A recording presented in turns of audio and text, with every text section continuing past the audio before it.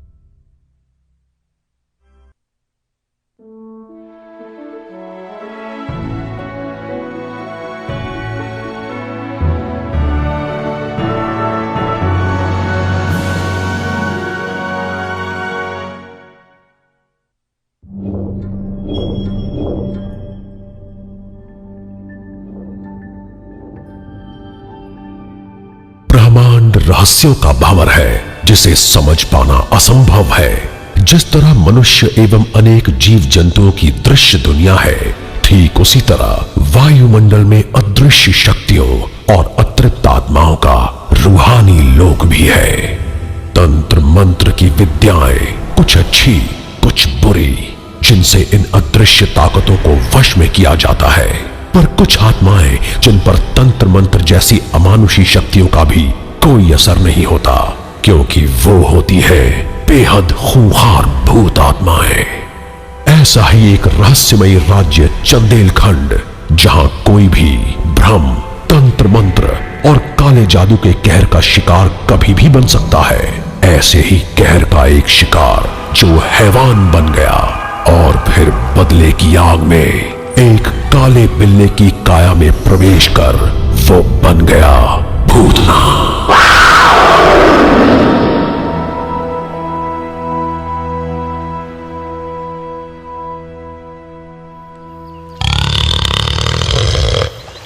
मेरे प्यारे पिल्लोत्मा, खरबूजे खारी हो जाने मन। कौन है?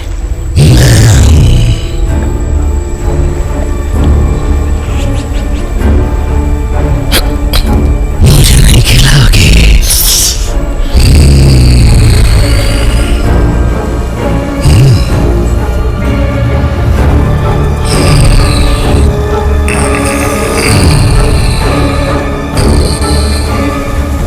कहाँ चली?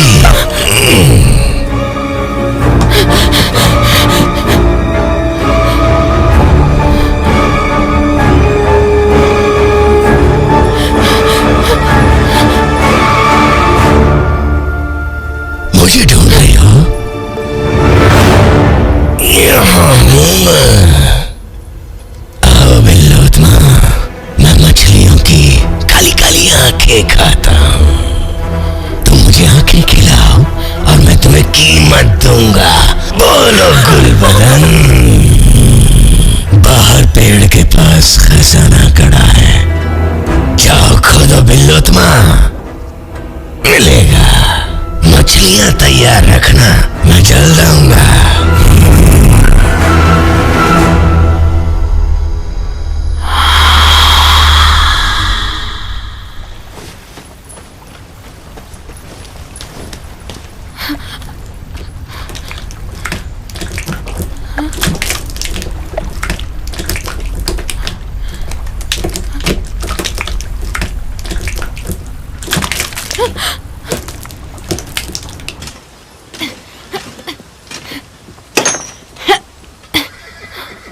कमांडर आ गए।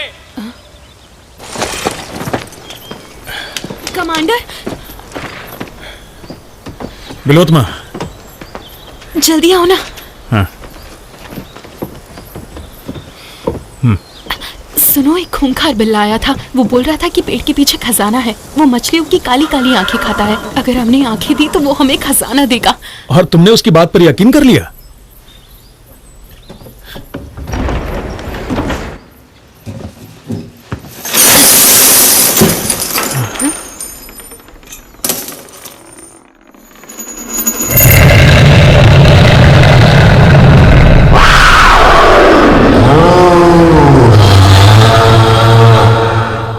मैं तांत्रिक संघमित्रा, इन डरावनी आवाजों और अदृश्य काली शक्तियों से मेरा अक्सर सामना होता रहता है। ये राज्य चंदेल खंड, जो जादू टोना, रिद्धि सिद्धि, इंद्रजाल, मूठ करनी और मायावी शक्तियों के लिए दुनिया में कुख्यात है। मैं यहां महानिर्वाण की प्राप्ति एवं चंदेल खंड के राजा महाराज बलवेंद्र, जो वर्षों से एक रहस्यमयी बीमारी से पीड़ित हैं, उन्हें ठीक करने आया हूं।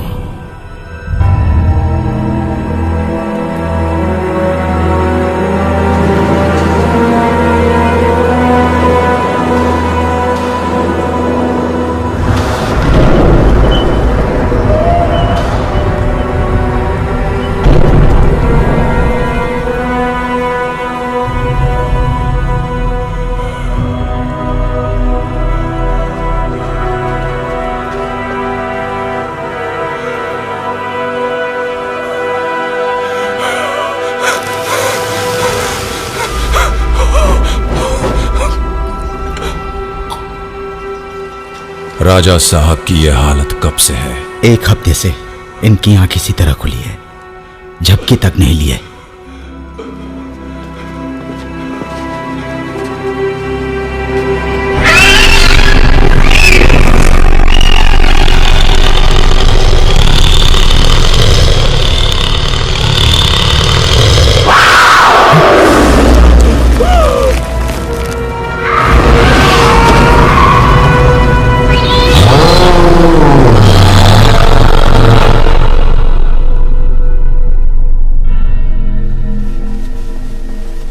राजलेखक शुभेंद्र, आदेश। सुनो, लिख दो कि राजा की मौत एक खतरनाक बीमारी से हो गई। समझ गए?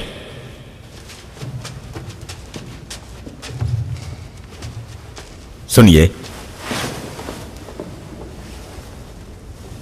राजा साहब की मौत राज ही रहनी चाहिए। आप यहां से ऐसे लौट जाइए जैसे आप यहां आए ही नहीं थे। ठीक है। जूते साफ कर लीजिए।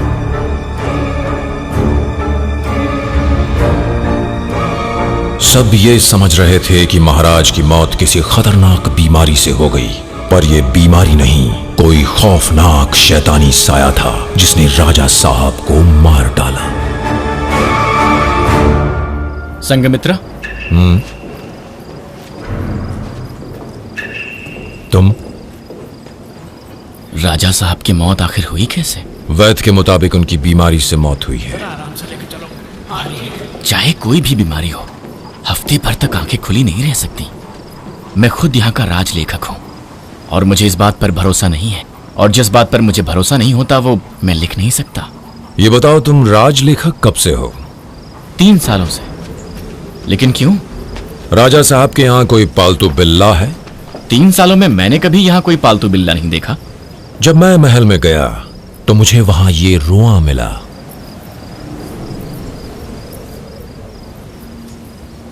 सचमुच सिर्फ बिल्ली का ही बाल ऐसा होता है। क्या हुआ संघमित्रा?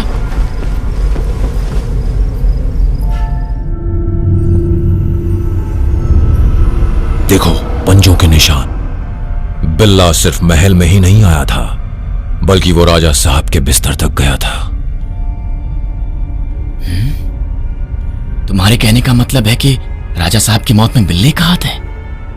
ये क्या है?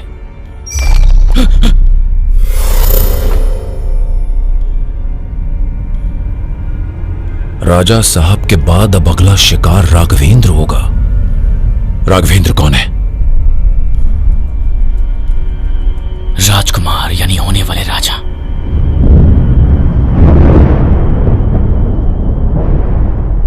वो कल फिर आने वाला है। कौन? वही बिल्ला। वो हमें और खजाना बताएगा। अगर हमने मछलियां नहीं दी तो वो हमारी आंखें खा जाएगा।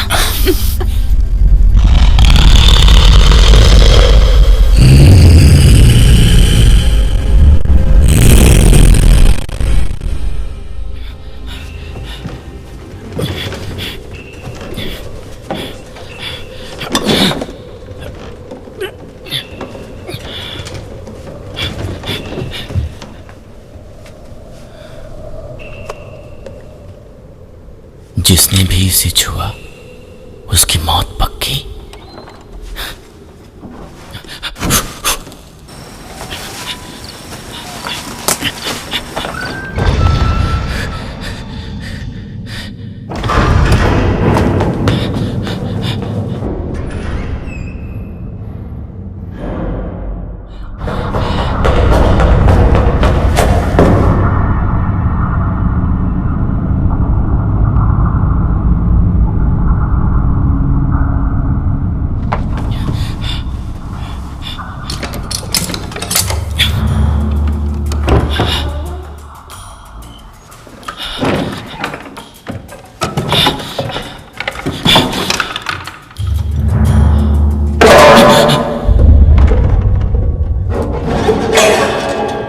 अरे उधर देखो।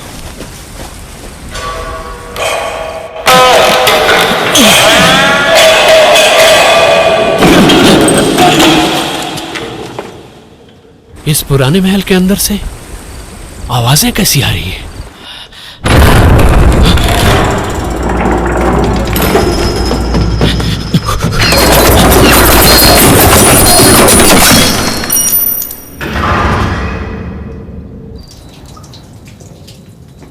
आहिस्ता आओ, संभल के।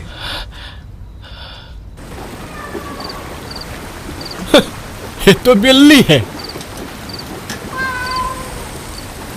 संभाल के जरा, आगे खतरा हो सकता है। चलो यहां से, कोई नहीं है यहां।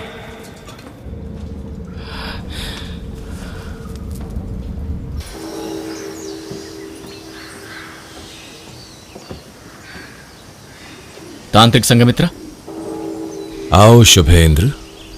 आप सही थे, उस महल में बिल्ला है। तुमने देखा? नहीं, रात में पहरा देने वालों ने बताया। एक चौंकाने वाली बात है। कैसी बात? रजवाड़े के कमांडर राणा की बीवी बिल्लोत्मा का सामना एक इंसानी आवाज में बोलने वाले बिल्ले से हुआ। ये बात तुम्हें कैसे मालूम? उसका नौकर ये बोल रहा था। वो बिल्ला एक खूंखार आत्मा है। खैर, मुझे अपने राज्य वापस जाना है। तुम क्या राजा साहब क्या जाओगे? सोच रहा हूं जो अधूरी कहानी बची है, अब समय मिला है तो उसे ही पूरा कर लूं। मैंने सुना है कि चंदेल खंड में बहुत लेखक हैं। हाँ, पर मैं अलग हूँ और मैं कुछ अलग करना चाहता हूँ। और लेखकों की तरह मैं पैसों के लिए नहीं लिखता। तुम्हारी कविता का नाम क्या है? गीत अमर पीड़ा का। अच्छा, तो प्रेम कविता है। खैर, अपने बारे में बताओ, तुम यहाँ पर क्यों आए और अब इतनी जल्दी अपने राज्य वापस क्यों जाना चाह रहे हो? इतनी जल्दी भी क्या है? मैं यहाँ राजा साहब की बीमारी के इलाज के साथ ही महानिर्वाण की सिद्धि प्राप्त करने आया था, पर कलाक्षा मंदिर में मुझे प्रवेश ही नहीं मिला। मेहरबान साहिबान कदरदान, आपके शहर में आया है ये जादू का पहलवान। इधर क्या देखता है? इधर देख मेरी जान, मीठे ताजे तरबूज, जो खाए वो पछताए, ना खाए वो भी पछताए। एक अनार 100 बीमार, इसीलिए मैं और तरबूज उगाता हूँ।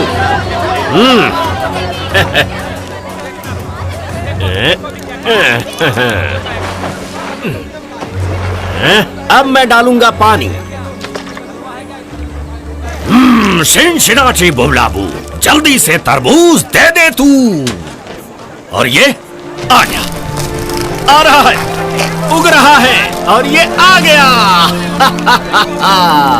सबको खाने को मिलेंगे। देखते जाइए साहिबान, थोड़ी ही देर में मीठे ताजे तरबूज। आजा आजा। वाह क्या बात है, जबरदस्त दाल भात है। देखा? जरा देखो इन तरबूजों को। ये इंद्रजाल है। और इन खरबूजों को हम सब देख रहे हैं यहाँ पर। हम सब जादू के वश में हैं।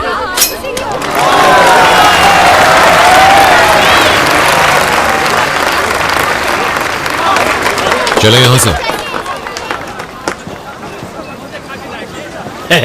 सरकार, तरबूज लीजिए ना, लीजिए लीजिए, खाइए। पैसे नहीं है। कोई बात नहीं जनाब, तरबूज बेचना मेरा धंधा नहीं, इसीलिए उनका दाम लेता नहीं। माफ कीजिएगा श्रीमान, दरअसल आपके पास एक ही तरबूज था। लगता है आप समझ गए। वैसे आपका लहजा विदेशी लगता है। मेरा नाम संगमित्रा है। हाँ, देखते ही समझ गया था। ये आपके लिए मेरी तरफ से। बहुत बहुत शुक्रिया। साहिबान, कदरदान, मेहरबान। तरबूजे से खून क्यों टपक रहा है? मुझ पर भी जादू कर दिया। जल्दी फेंको इसे।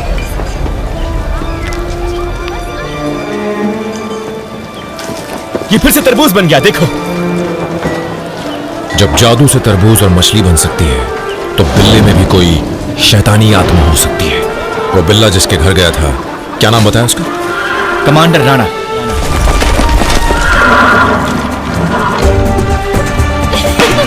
अरे लड़कियों चलो, कमांडर राणा आ रहे हैं।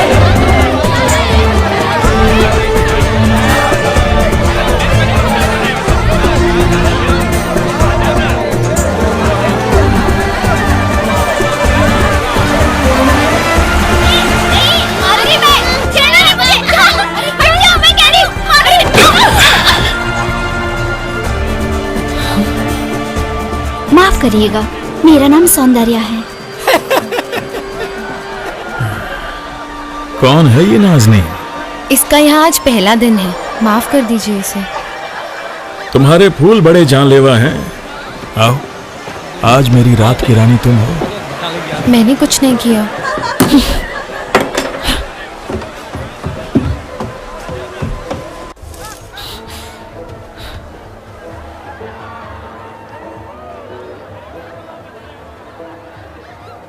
अरे, ये यहाँ कैसे?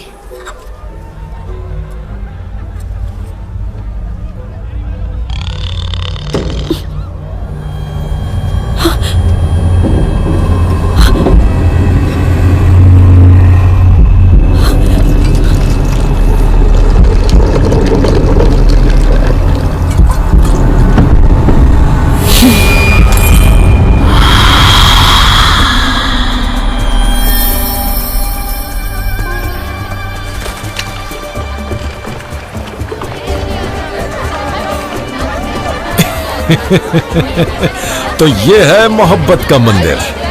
क्या तुम सन्यासियों को वैश्यालय की मनाही नहीं है? वैश्यालय तो तुम जा रहे हो, मैं तो संगीत का आनंद लूंगा।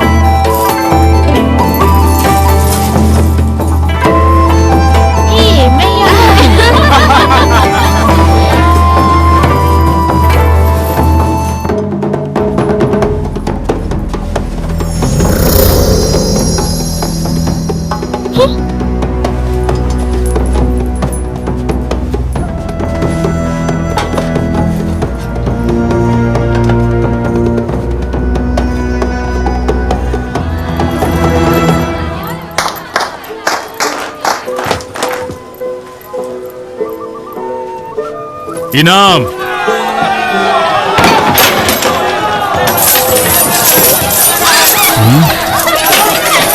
काफी अच्छा नाचती हो सौंदर्या। P low.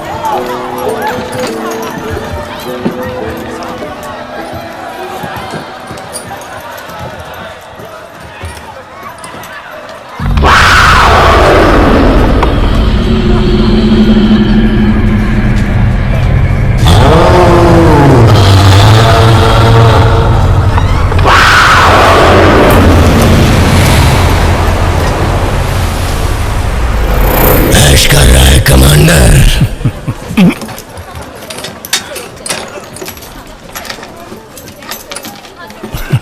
कौन बोला बे? तेरी मौत। सारा खजाना याशी में उड़ा दिया। बोलो और चाहिए। ये वो बिल्ला है। लगता है कमांडर का बटुआ इनका बिल्ला ही संभालता है।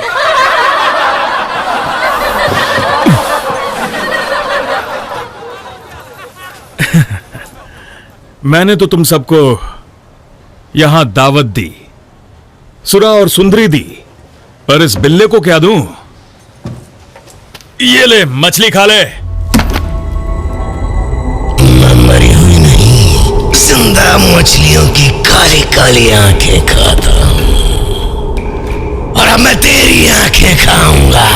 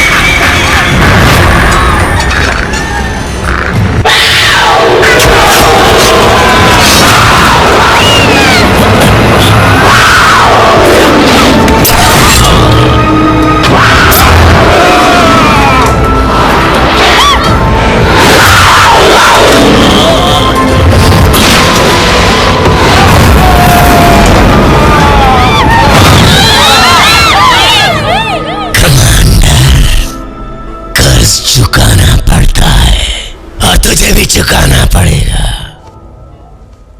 मैं आऊंगा कल रात तेरे घर पर।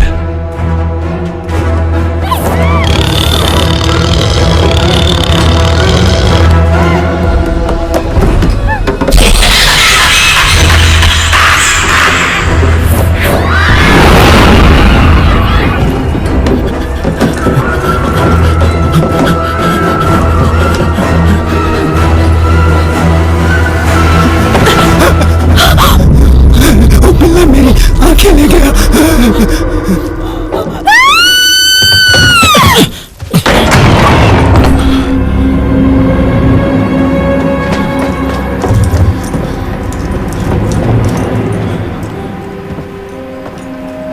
बिल्होत्मा,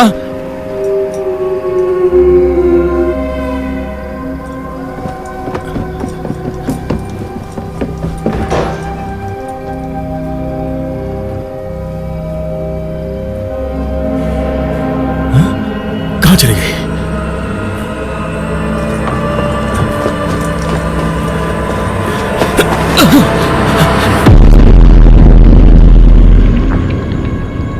कल राजकुमार की ताजपोशी हुई और उन्हें भी उसी तरह उस बिल्ले ने मार डाला। राजा साहब मारे गए, अब राघवेंद्र की बारी है, यानी बिल्ले की बात सच हो रही है। इससे पहले राजवंश पर कोई शैतानी प्रकोप नहीं था, तो अब ये सब क्या हो रहा है? संघमित्रा विदेश से आए हैं। ये दुनिया के सबसे मशहूर तांत्रिक और मांत्रिकों में से एक है। इनसे बेहतर उस शैतानी बिल्ले को कौन काबू कर सकता है? अब क्या सोच रहे हो तुम? यही कि उस बिल्ले ने कमांडर पर क्यों हमला किया? क्योंकि वो दरबार का प्रधान रक्षक है। पर इससे बिल्ले का क्या लेना देना? कमांडर का परिवार पिछली 3 पीढ़ियों से राजा के रक्षक के रूप में लगातार काम करते आ रहे हैं। 3 पीढ़ियों से? उस बिल्ले ने कहा कि कर्ज चुकाना पड़ता है। आखिर वो कौन से कर्ज की बात कर रहा था? 2 राजा मारे गए और उनके दोनों मुख्य रक्षकों पर राजमहल में हमला हुआ। आखिर ये क्यों हो रहा है?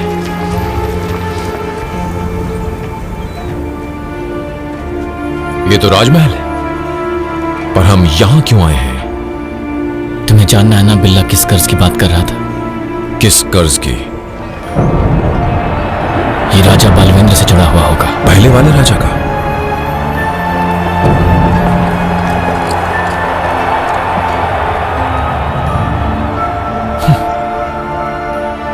पर बिल्ले की कमांडर के साथ क्या दुश्मनी हो सकती है?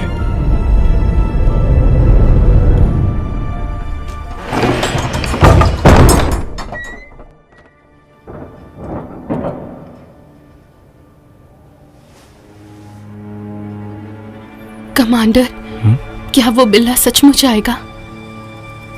हाँ आएगा, और इन सब की वजह तुम हो।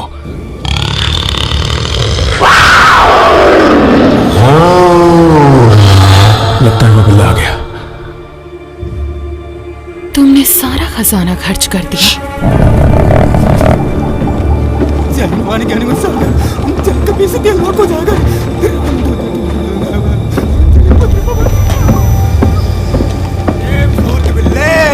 अगर तेरे अंदर इतनी हिम्मत है तो मेरे सामने ना आके दिखा, आज तेरे को काट डालूंगा।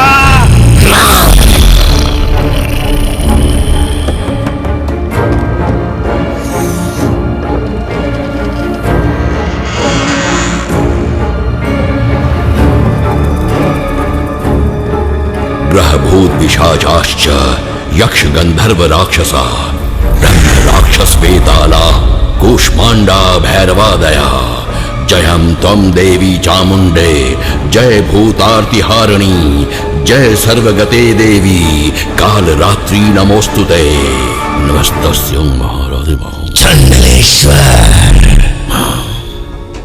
चांडाल।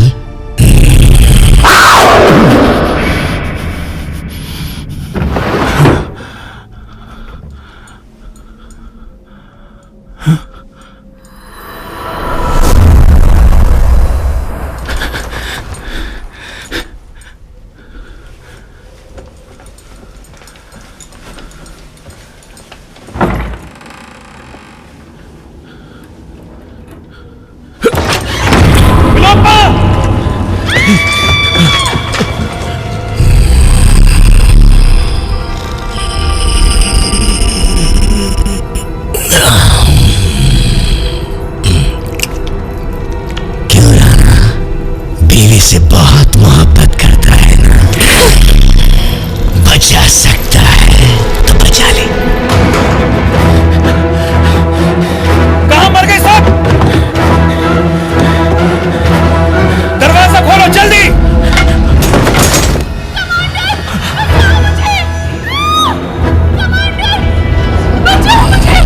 क्या कर रही हो?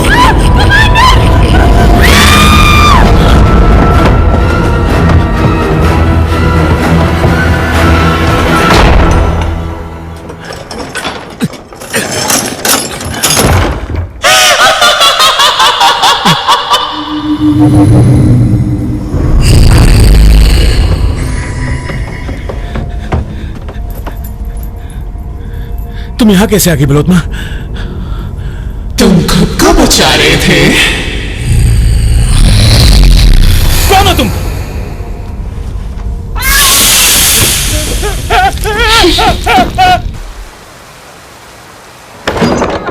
सौंदर्या बीमार है?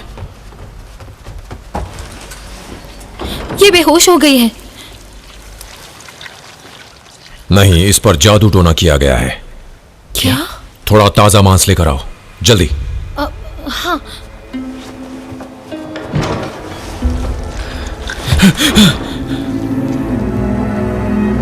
क्या हाल कर दिया उसने इसका? आखिर अचानक ऐसा हुआ कैसे? अब ये सब सोच के कोई फायदा नहीं है, जल्दी से ब्रश और स्याही ढूंढो। हाँ।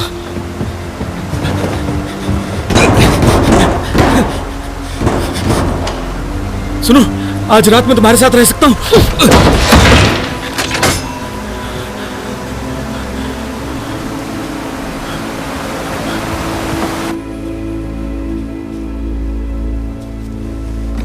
इन निशानों का मतलब क्या है? ये सिर्फ निशान नहीं, प्रेत बाधा मंत्र है। देखो, ये रहा मांस। ताजा है ना? जी। शुभेंद्र को दो। हाँ। सुई लाओ। लीजिए। और इसे जोर से पकड़े रहो। हाँ।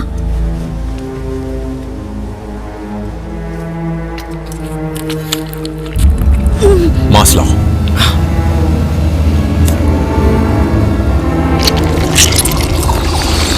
ये क्या है? जहरीले कीड़े। ये जहरीले कीड़े सिर्फ कच्चे मांस से ही बाहर निकलते हैं। किसी ने इस पर जादू टोना किया है।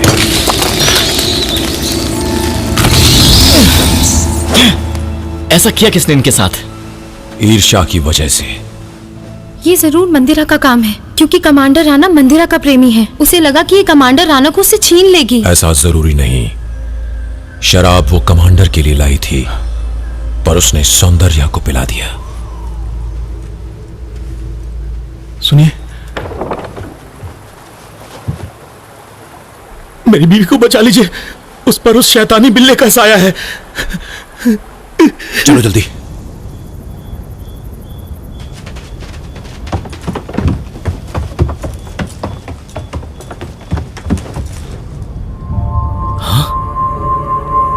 बादलों ने उनके वस्त्रों को सराहा और फूलों ने उनका चेहरा। संभल के। अब तुम कहां जा रहे हो?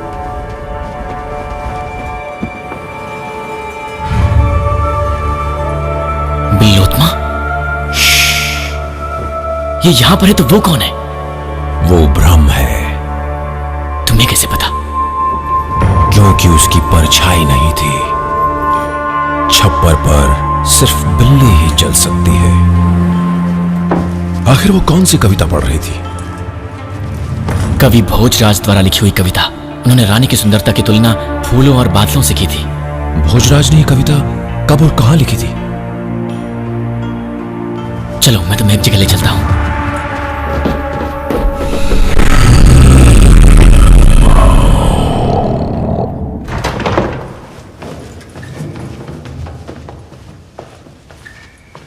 ये कौन सी जगह है? ये रजवाड़े का पुस्तकालय है, मेरा भी कह सकते हो। चलो वहां चलते हैं। तुम अब यहां लेखक नहीं हो। अगर पकड़े गए तो क्या होगा? ये सब छोड़ो, आ जाओ। इसे धक्का दो। बस बस।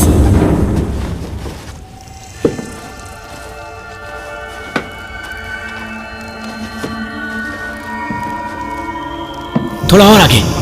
ठीक है। बस।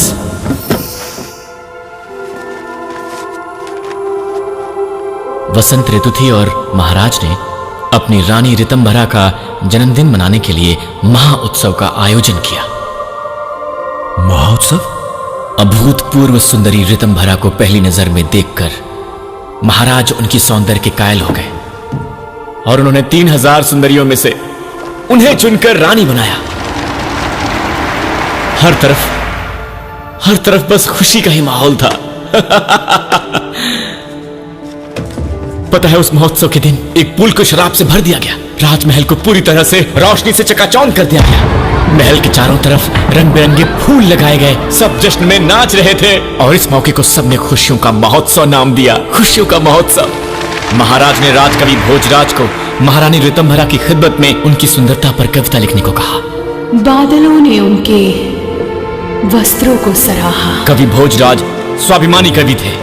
उनकी कलम सच्चाई उगलती थी। वो पैसे के लिए नहीं लिखते थे। कवि भोजराज ने पैसे की लालसा से कभी कोई कविता नहीं लिखी थी, पर उस रात उन्होंने कमाल की कविता लिखी। उन्होंने जैसे ही रानी को देखा, उनके सौंदर्य पर वो मोहित हो गए। रानी की एक नजर ने उन्हें पागल बना दिया। पागल? हाँ, पागल। बिना पागलपन की कोई इतनी सुंदर कविता कैसे लिख सकता है? राजा के आदेश पर भोजराज ने कविता लिखी जिसकी पहली पंक्ति थी, बादलों ने उनके वस्त्रों को सराहा और फूलों ने चेहरा। दुनिया के सारे महान राजा अपनी ताकत को बढ़ाकर दुनिया को अपनी मुट्ठी में करना चाहते हैं। सम्राट भी कुछ अलग नहीं थे। हमारे महान सम्राट अपना सब कुछ अपनी रानी पर न्यौछावर किया। अपनी सारी उम्र, सारी धन दौलत सिर्फ रानी ऋतंभरा पर समर्पित किया। मेरी नजर में वो असली सम्राट है। उन्होंने अपनी रानी को बेइंतहा प्यार किया, लेकिन वो जान गए थे कि बिना रानी के उनका साम्राज्य चल नहीं सकता। काश कि मैं अपनी कल्पनाओं के पंख लगाकर उस रात हुए महान उत्सव में शामिल हो पाता और उस सौंदर्य की मूरत को देख पाता, तो शायद और अच्छा लिख पाता।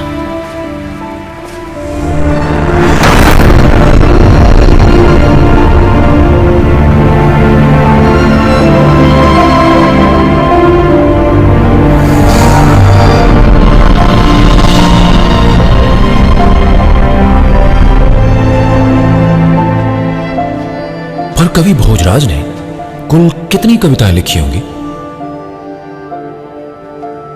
उनकी तो अनगिनत कविताएं और हर कविता में वो अमर है।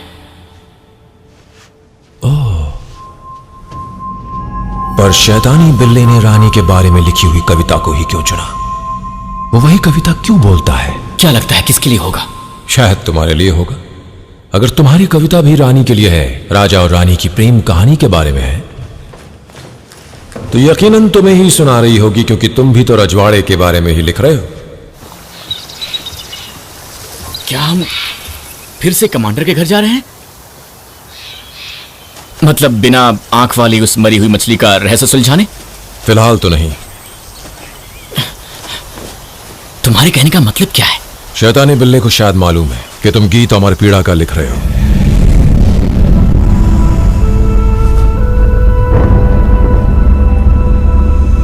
ये भीड़ तो यहां पर था ही नहीं। पेड़ के नीचे वो औरत कौन है? कहीं वही महारानी तो नहीं? नहीं।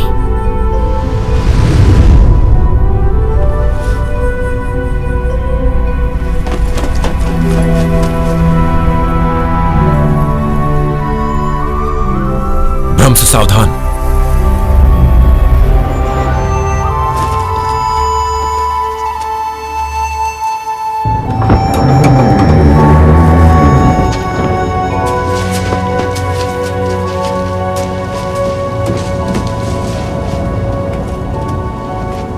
एक रात में यहां सब कुछ बदल कैसे गया? इधर आओ।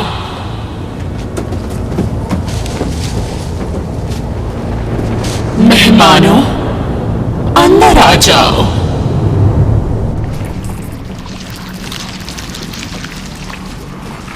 आओ बैठो, मैंने तुम दोनों के लिए चाय बनाई है।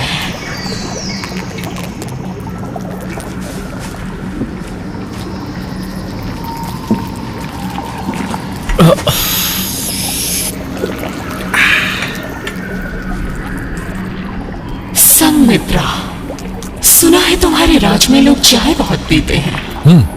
आपको इसका नाम भी पता है?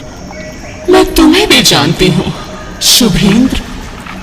तुम चंदेल खंड के बेहतरीन कवि हो। कवि हैं। जब तक खुद को भरोसा नहीं होता तब तक दूसरों की बात मानने को तैयार ही नहीं होते जनाब।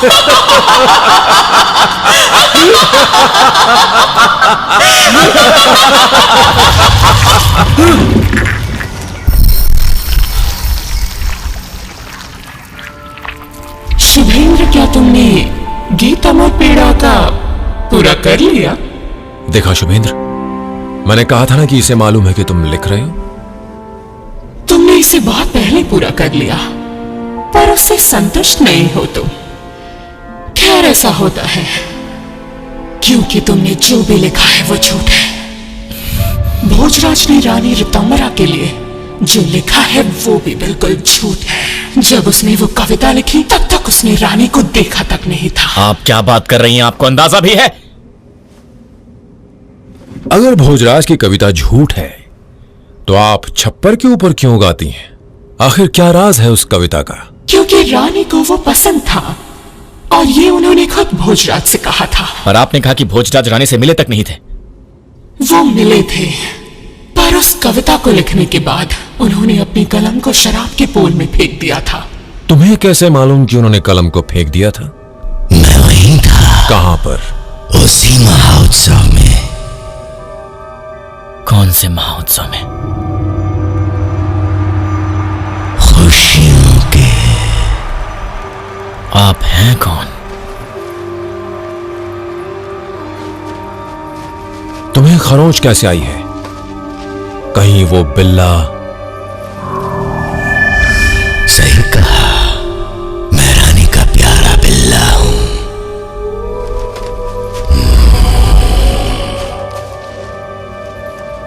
हम बिल्कुल साथ साथ बड़े हुए थे,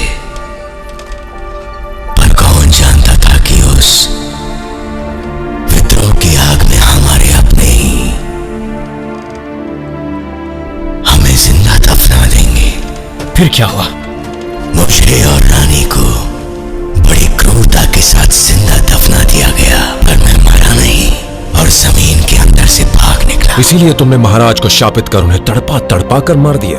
वही था जिसने मुझे जिंदा दफनाया था, पर मैंने अब तक बदला पूरा नहीं किया।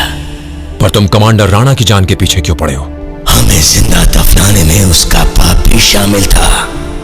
आप 30 साल पहले की बात कर रही हैं।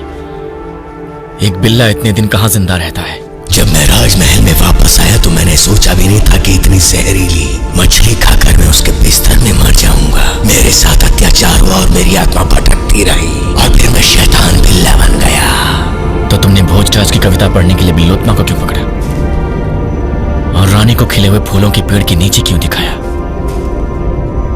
ये बताओ कि तुम हमसे चाहते क्या हो?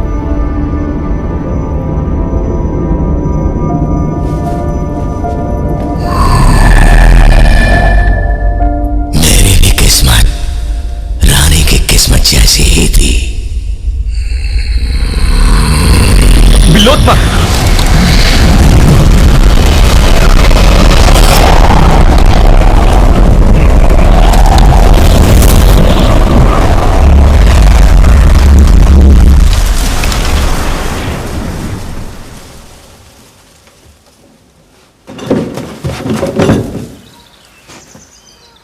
ये रहा।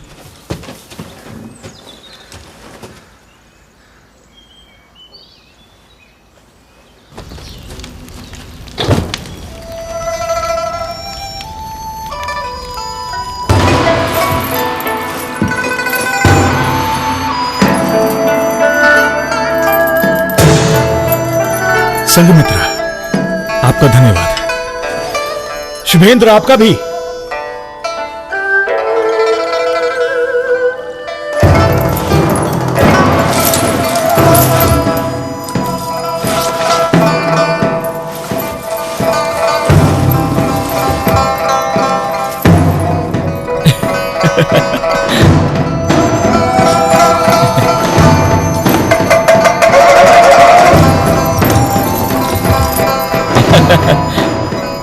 वैसे इनकी हिम्मत की दाद देनी पड़ेगी। इस धुन पर तो प्रतिबंध लगा हुआ है।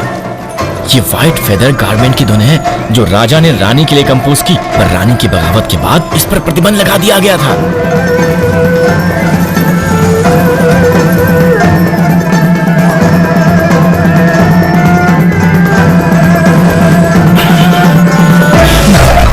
ये क्या हो रहा है कमांडर?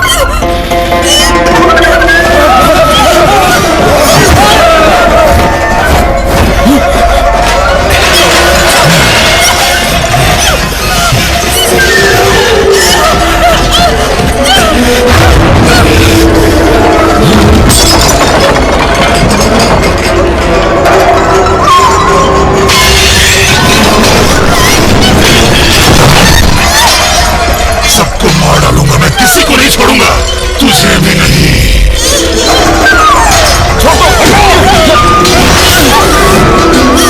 संघमित्रा, बिल्लोत्मा को बचाओ! संघमित्रा!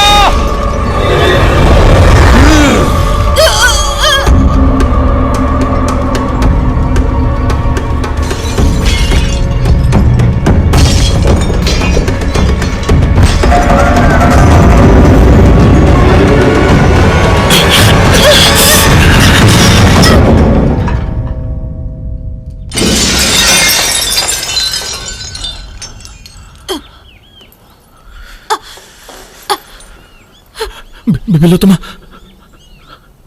बिल्लोत्मा,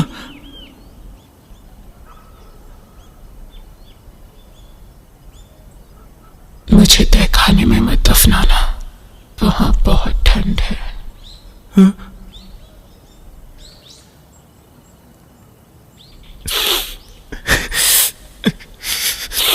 मैंने इसे नहीं मारा।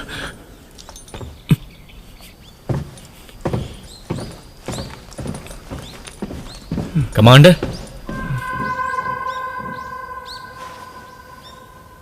मैंने अपनी बीवी को मार दिया। इनाम लो।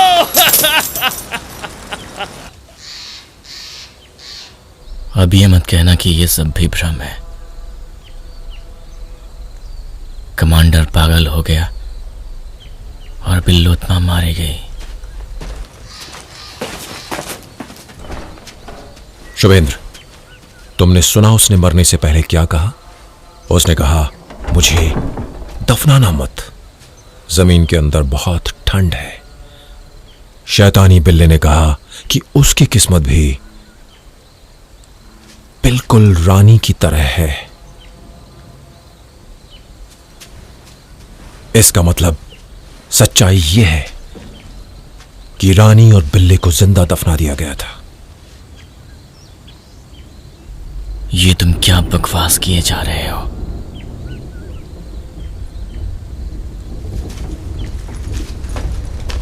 तुम ही हमेशा कहते हो कि भ्रम के जाल में मत फंसना, और अब तुम ही उन सब बातों को मान रहे हो जो बिल्ले ने कहा।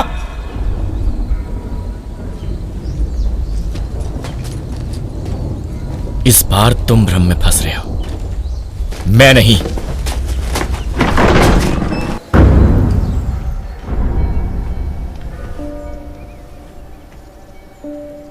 तुम अंदर कैसे आए? दरवाजा खुला था। यहां पर मेहमानों को आने की इजाजत नहीं है।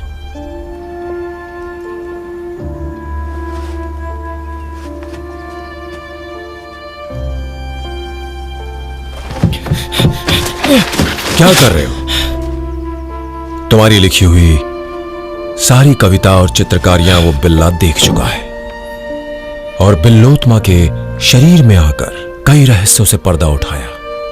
राजमहल से कोठा और कोठे से कमांडर के घर तक वो तुम्हें सच्चाई की तरफ ले जा रहा है। हाँ, लेकिन मुझे ही क्यों? क्योंकि तुम उन पर लिख रहे हो, क्योंकि वो चाहता है कि तुम सच्चाई दुनिया के सामने लाओ, नहीं तो तुम्हारा लिखा सब बेकार है। बेकार है?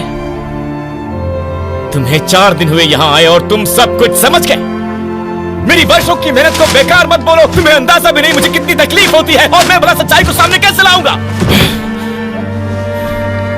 तुम्हारे पास कलम की ताकत है। अपनी कविता के जरिए 30 साल बाद भी तुमने रानी को अपने दिल में जिंदा रखा है।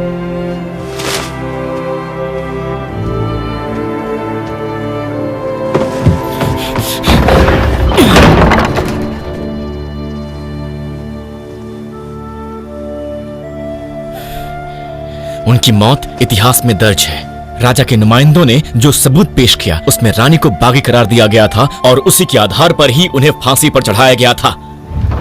तुम्हें मालूम है, राजा के नुमाइंदे झूठ भी लिख सकते हैं। राजा के नुमाइंदों के तथ्यों पर तुमने जो भी लिखा है वो सब गलत है।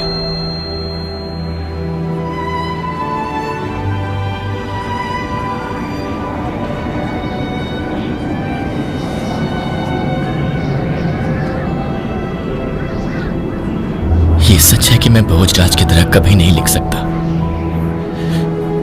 मैं उन्हें अपना आदर्श मानता हूं, लेकिन ये मत कहो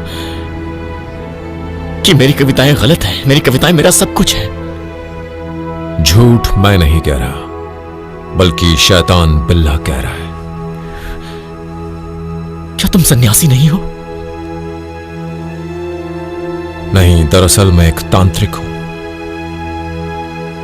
अपने राज के सबसे बड़े तांत्रिक का शिष्य हूं। गुरुजी बीमार है, इसलिए अपने बदले उन्होंने मुझे भेजा ताकि मैं जीवों को मोक्ष का रास्ता दिखाऊं। इसीलिए मैंने यहां आने का संकल्प लिया।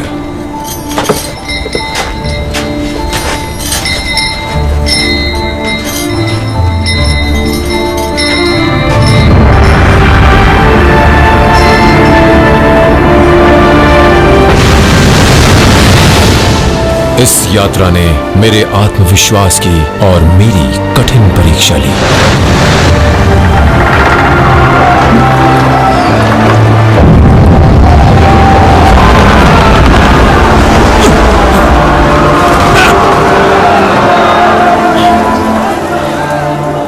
आप डर तो नहीं रही हैं? मेरा बच्चा आराम से सो रहा है। मेरे मन को बहुत सुकून है।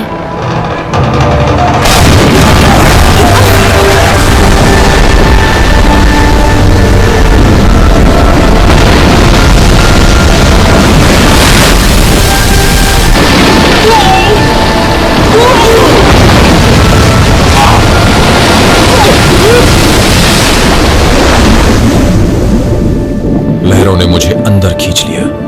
मैं बेहद डर गया था। मैं जिंदा रहने के लिए संघर्ष करने लगा। मौत के मुंह में सारे मंत्र तंत्र भूल गया था, पर मैं उस औरत के वो शब्द नहीं भूला। आखिर मैं उस औरत की तरह क्यों खुद को शांत नहीं रख सका। अब जब मैं बच गया हूं, रिद्धि सिद्धि के रहस्य को जानकर महानिर्वाण को अवश्य हासिल करूंगा।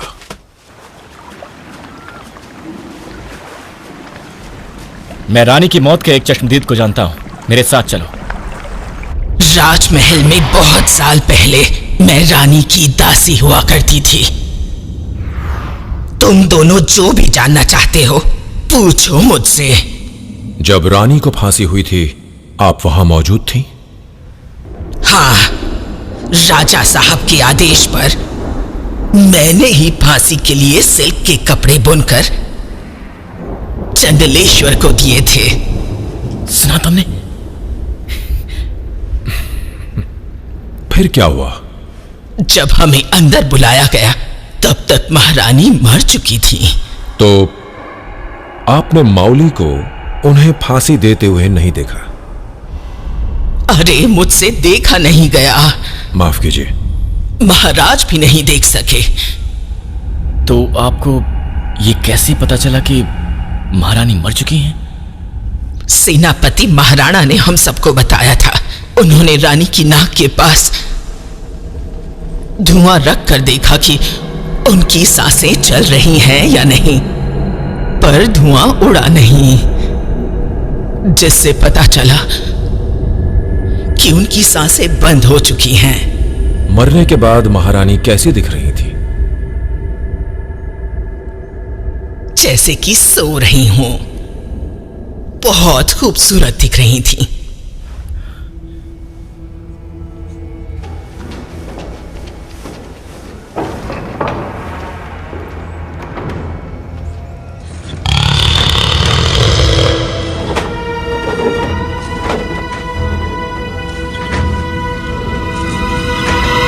झूठ बोला तूने बुढ़िया। फांसी के लिए कपड़े तूने बनाए थे क्या? तू भी मरेगी।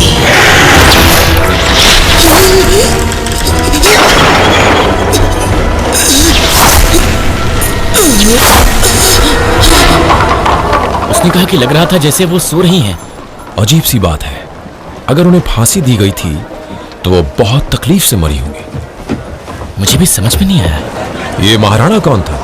मैंने पहले ही बताया था, कमांडर राणा का परिवार 3 पीढ़ियों से राजा के यहाँ रक्षक है। महाराणा कमांडर राणा के पिता थे और विद्रोह को भड़काने वाला। अब सब कुछ साफ हो रहा है। बिल्ला उन्हीं लोगों को मार रहा है जो रानी की मौत के बारे में झूठी अफवाहें फैला रहे हैं। फिर तो हमें चलकर उस औरत को देखना चाहिए। सही बात है। जल्दी।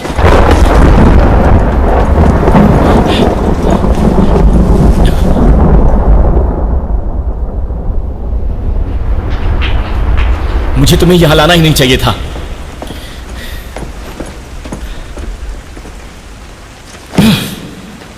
शुभेंद्र, उस समय का और कौन कौन बचा है? हमें किसी भी तरह उनसे मिलना होगा। ये पकड़ो। ये राजदूत कौन था? ये अब तक जिंदा है? कौन है ये? तुम्हारे ही जैसा एक विदेशी जो चंदेलखंड में सालों तक एक विश्वसनीय राजदूत रहे। अबू भो नकेश्वर? हाँ, वही।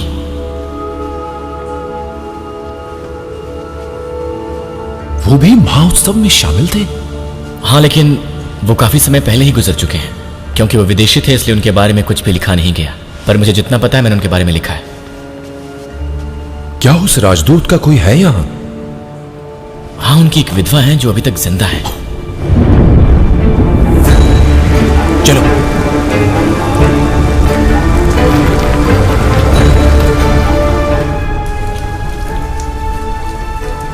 माफ कीजिए, मैं संघमित्रा हूं, दूसरे राज्य का एक तांत्रिक। अंदर आइए। क्या आपके पति अबू कभी वापस अपने मुल्क जाना चाहते थे? वो जाने वाले थे, लेकिन फिर गए नहीं। उनका जहाज तैयार था, लेकिन वो वहां से लौट आए थे और फिर वो चंदेलखंड में ही बस गए। इसकी वजह?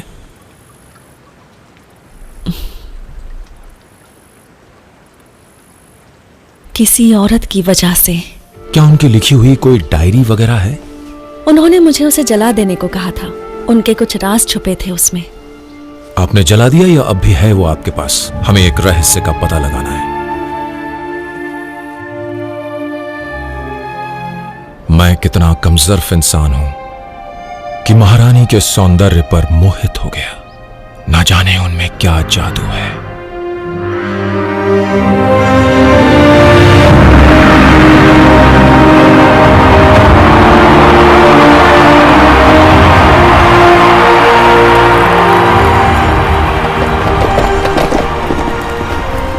लोगों पर रानी का जादू सिर चढ़कर बोल रहा था। जनता उनकी दीवानी थी, क्योंकि आज रानी का जन्म समारोह था। सब उन्हें एक झलक देखने के लिए पागल हो रहे थे। उनकी चुंधिया देने वाले जादुई व्यक्तित्व में जैसे सब कुछ ठहर सा गया था। सब अपनी पलकें तक झपकाना भूल गए थे। ऐसा लग रहा था कि ये जो साम्राज्य है उन्हीं की बदौलत टिका हुआ है।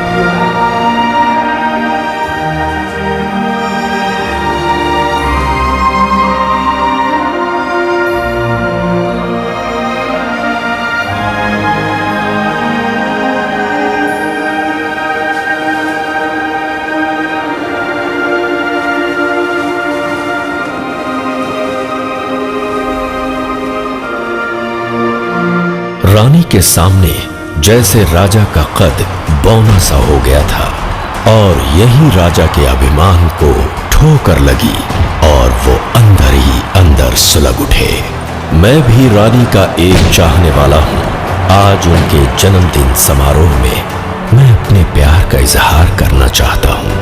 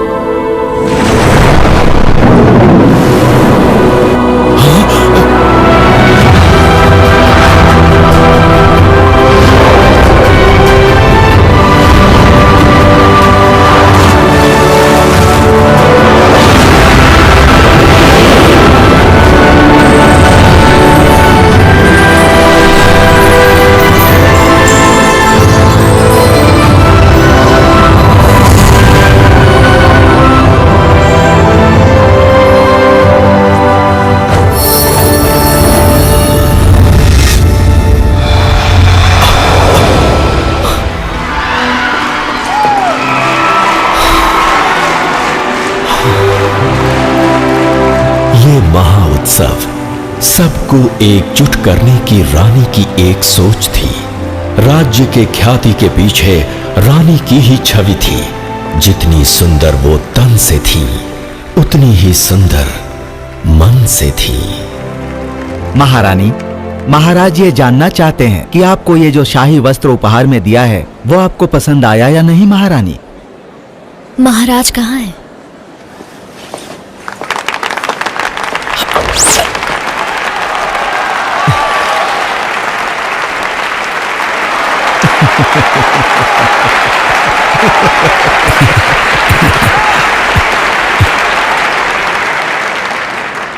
महाराज, महारानी, अब इनका जादू देखिए।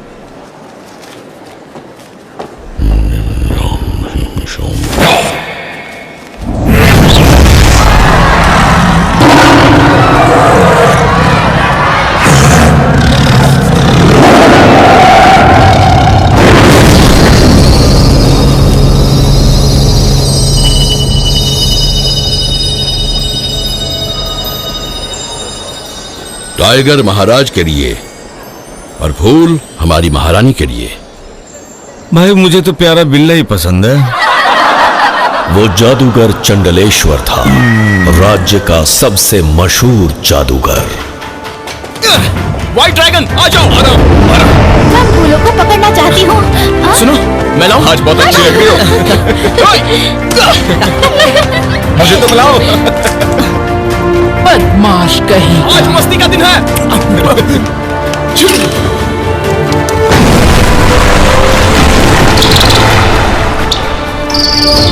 ये आपके लिए। मैंने इन दोनों लड़कों को पहले कभी नहीं देखा था। रेड ड्रैगन चंडलेश्वर का बेटा और व्हाइट ड्रैगन उसका शागिर्द था।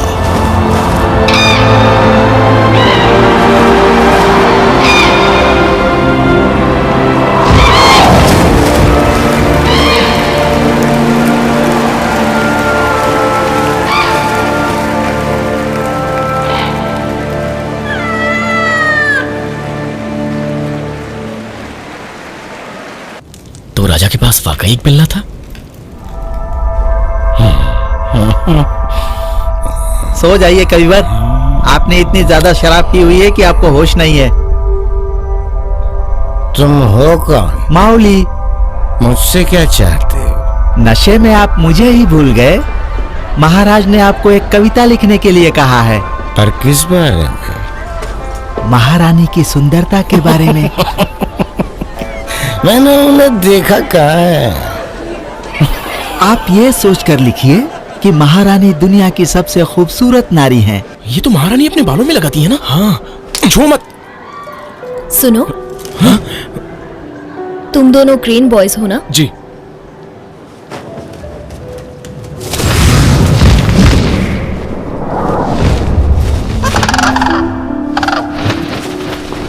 बहुत अच्छे। ये हमारा जादू है। ये तो कुछ भी नहीं। हम अपनी जादुई शक्ति से कोई भी रूप ले सकते हैं। सही कहा ना? बिल्कुल। महारानी का हेयर पिन लौटा दो। तुम ही रख लो और इसे महाराज को ही दे देना। तुम्हारा परिचय? मैं बताता हूं। पिताजी को ये गांव की नदी के किनारे मिला था और तब से उन्होंने इसका नाम व्हाइट ड्रैगन रख दिया। तुम्हें रानी से झूठ नहीं बोलना चाहिए। मेरे पिता ने जुए में सब कुछ हार कर मुझे उस्ताद के हाथों बेच दिया। वो उस्ताद मेरे पिताजी हैं। वहीं रुक जाओ। जरा मेरी तरफ देखो। मैं भी तुम्हारी तरह अनाथ थी। मेरे ताऊ ने मुझे पाला पोसा। उनकी अच्छाई की मिसाल मैं दुनिया में कायम रखना चाहती हूँ। अगर तुम दोनों साथ नहीं रहोगे तो क्रेन बॉयज खत्म हो जाएगा। हम दोनों एक ही जैसे हैं। मैं हमेशा तुम्हारे साथ हूँ। बादलों ने उनके वस्त्रों को सराहा और फूलों ने उनका चेहरा। मिल गया।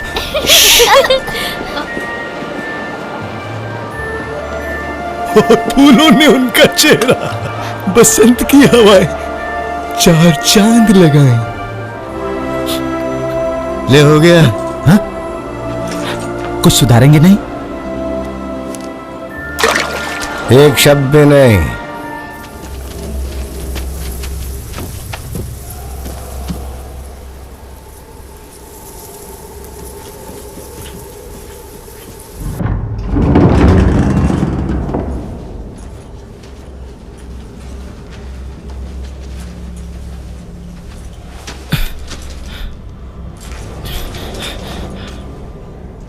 ये देखो,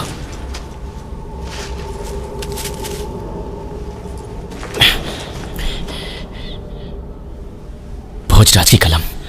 वो बिल्ला सही बोल रहा था। जल्दी उठिए कविवर, रानी आपसे मिलने के लिए यहाँ आई है। उधर नहीं, इधर।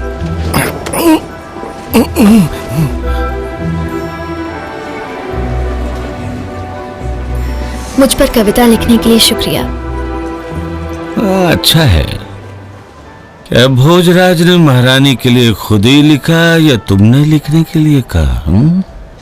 महाराज ऐसे खड़े रहो। ठीक है।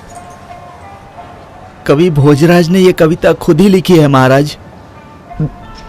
अगर आपको ये कविता पसंद है तो इनाम की घोषणा कर दें। इसे चंदेलखंड से कल ही निष्कासित करने का आदेश दो और दोबारा यहाँ नहीं दिखना चाहिए। लेकिन अब इस कविता का क्या किया जाए महाराज? क्या इसे महारानी को पढ़ने के लिए दे दूं? बिल्कुल भी नहीं।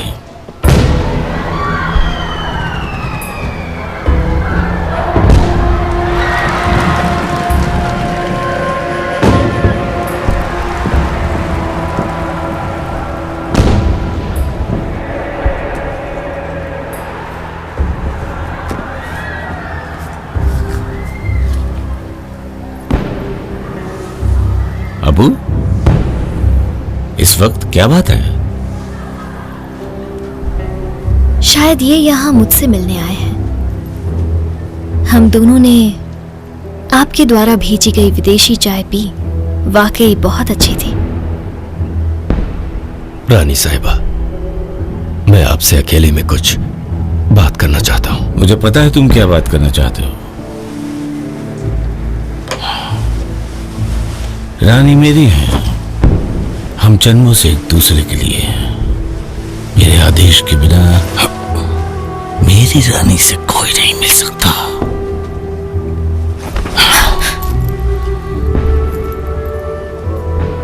एक बात हमेशा याद रखिएगा, आप सिर्फ मेरी हैं।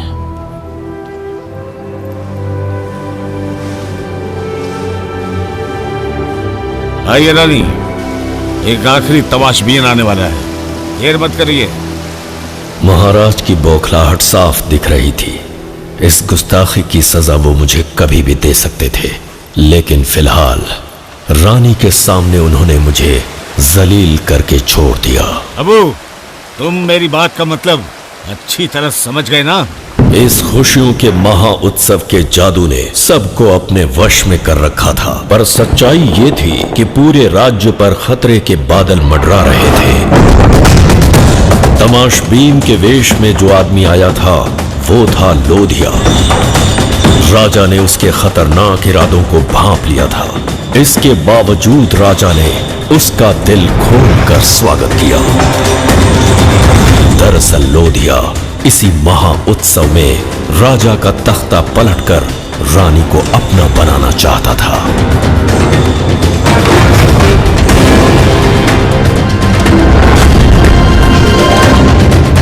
राजमहल में सब लोग इस बात से पूरी तरह अनजान थे कि आने वाले कुछ ही पलों में दरबार में एक तूफान आने वाला है, जिसकी वजह सिर्फ और सिर्फ लोधिया था।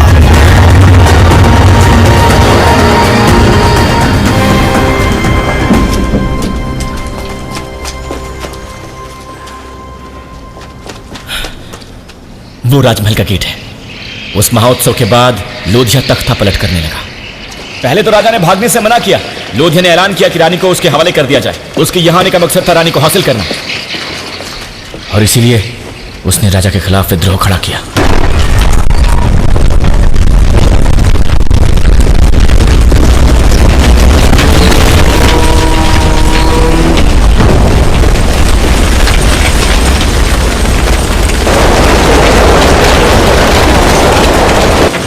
तख्ता पलट की वजह से महाराज बलवेंद्र अपना मानसिक संतुलन पूरी तरह से खो चुके थे।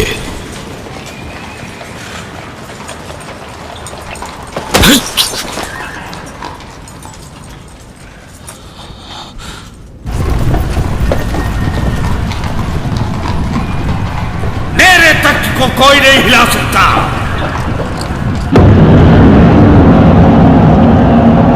विद्रोह की आग चारों तरफ फैल चुकी थी।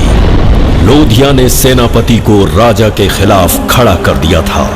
राजा के सुरक्षा कर्मियों के लिए राजा को बचाना एक बड़ी चुनौती थी। विद्रोहियों ने राजमहल को चारों तरफ से घेर लिया था। महाराज, मावली वापस आ गया है।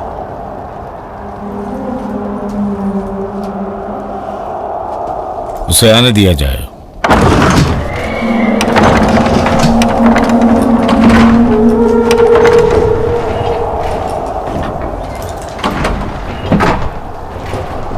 ये महामंत्री जी का सर है महाराज।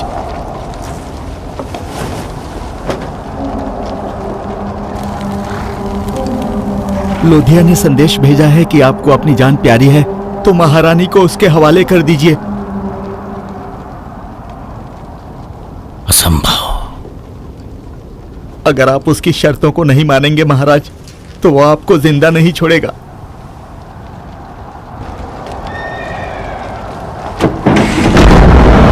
महाराज, आदेश कीजिए, क्या करना है? मेरे ख्याल से रानी को यहां से हटा देना चाहिए।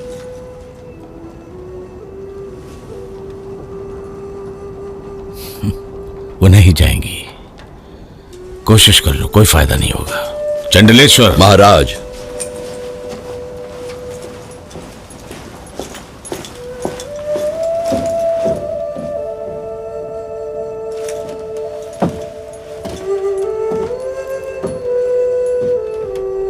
महारानी, क्या मैं अकेले में आपसे कुछ बात कर सकता हूं?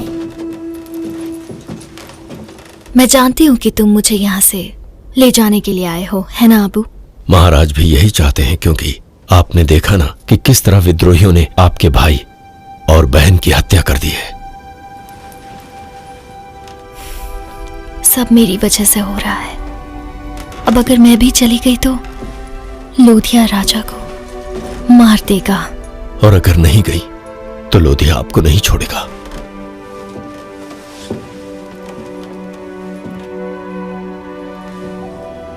अबू जी, तुमने हमारी बहुत सेवा की है। अब तुम्हें अपने घर लौट जाना चाहिए।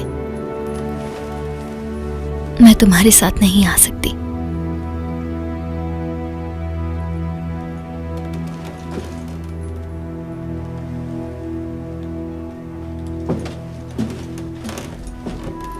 अबू,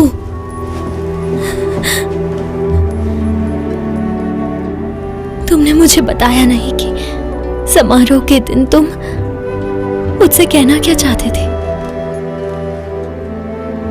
महाउत्सव लगभग खत्म होने वाला था और रानी को साजिश की गंध मिल चुकी थी।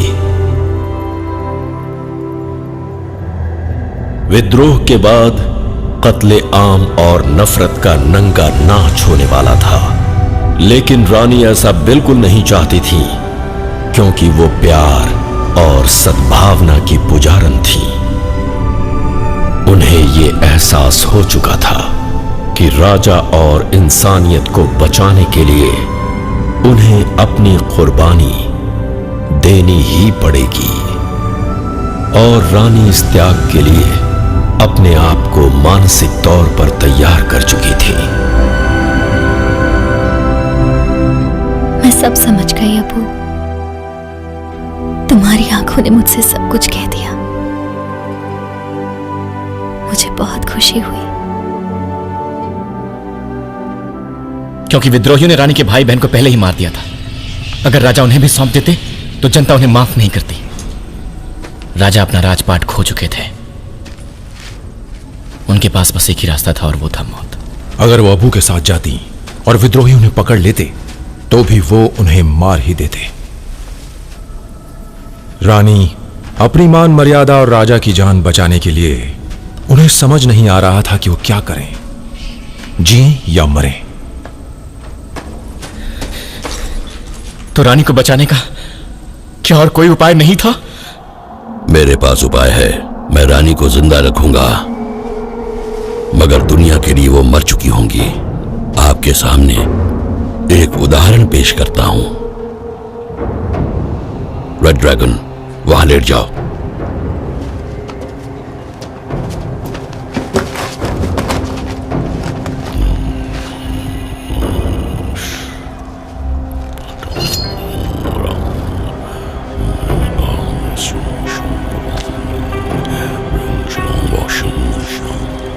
इस तांत्रिक क्रिया को शव पुनरुद्धार कहते हैं। यह बिल्कुल शीत निद्रा की तरह है।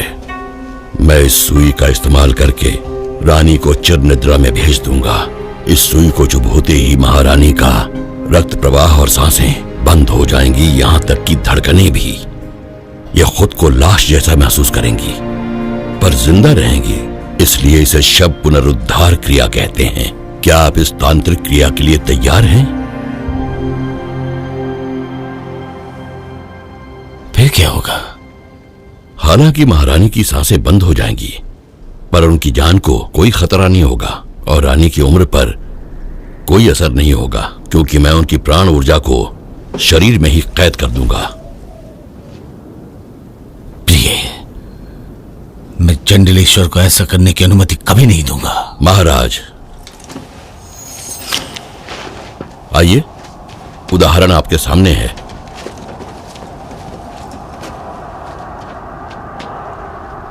ये जिंदा हो गया। उठ जाओ मेरे बच्चे।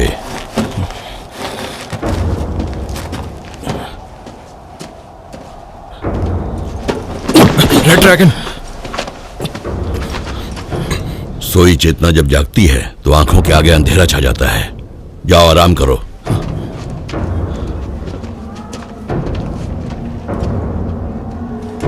महाराज, रानी को बचाने का हमारे पास यही एक रास्ता है।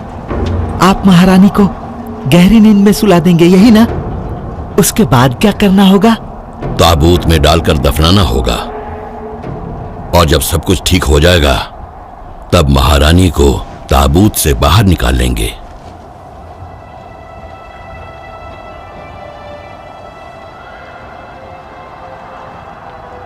उन्हें पीड़ा तो नहीं होगी ना? बिल्कुल नहीं होगी।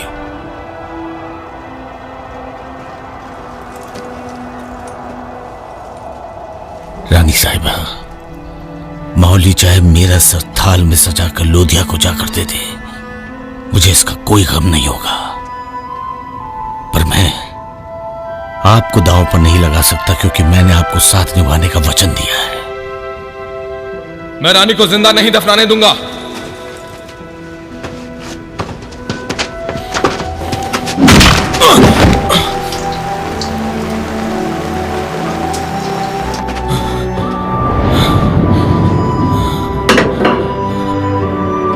महारानी, आप इसकी इजाजत मत दीजिए। उनकी साजिश थी रानी को जिंदा दफना के मार डालने की।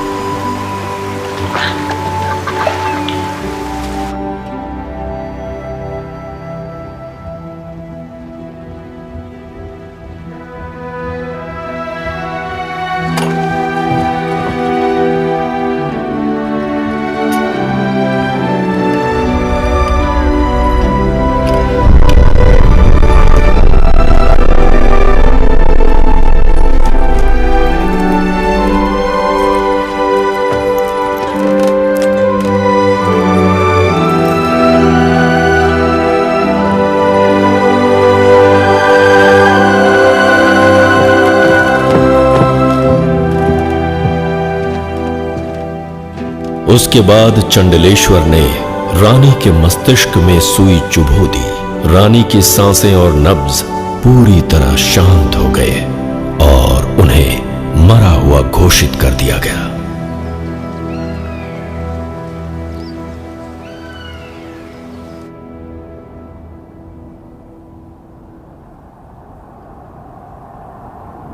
राज्य की प्रजा को रानी की मौत की वजह क्या बताएंगे? लेकिन हमें रानी की मौत का स्वांग करना होगा मौली। हाँ महाराज, रानी के गले पर फांसी का निशान होना चाहिए, नहीं तो लोधिया और महाराणा को रानी की मौत का भरोसा नहीं होगा। सुनो मावले जी, काम को जल्दी अंजाम दो। आप ये चाहते हैं कि मैं रानी की मौत की जिम्मेदारी अपने सिर पर ले लूं? तुम्हें डर किस बात का है मावली? तुमने बगावत करके रानी को मार दिया, बस।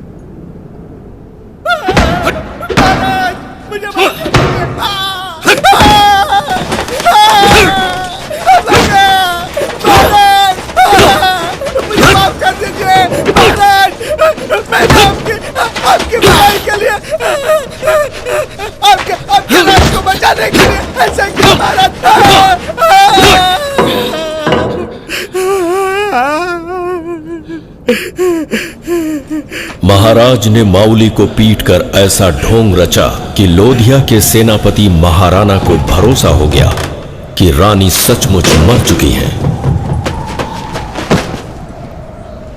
पर सच तो यह था कि राजा साहब सबसे बड़े शातिर खिलाड़ी थे और उन्होंने एक तीर से 2 शिकार किए थे। पहला लोधिया पर पलटवार और दूसरा रानी का खात्मा। तुम्हारे कहने का मतलब है कि सुई कभी निकाली ही नहीं जाने वाली थी और रानी को धोखा देकर राजा ने उन्हें अपने रास्ते से हटा दिया।